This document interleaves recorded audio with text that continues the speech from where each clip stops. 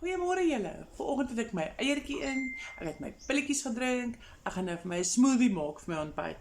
So, ek het nou vir my hierso in die blender, soos julle kan sien, 'n bietjie melk, wortels, komkommer en 'n bietjie ys. En ek gaan hierdie ouetjie gaan ek nou 'n bietjie blend. Kom ons kyk.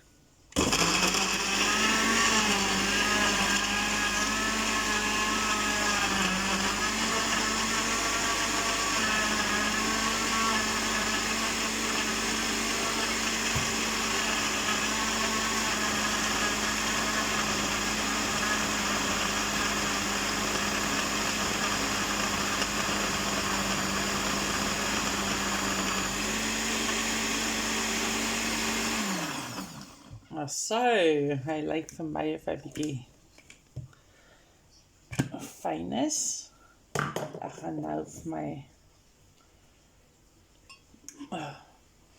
bietjie in die glas gooi. Is lekker dik.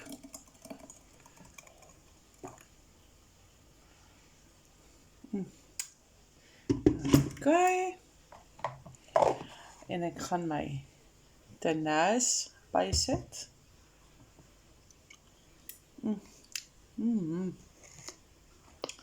My tenace.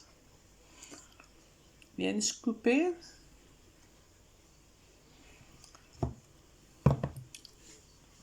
Ek gaan hom meng.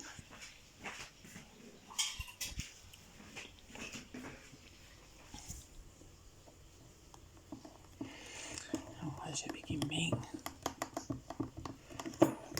Hy is omtrent dik. Ek moes ook nog 'n bietjie melk by gegooi. Dink ek.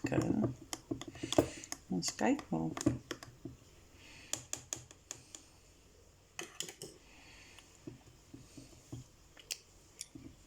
Laat hy val waar hy wil.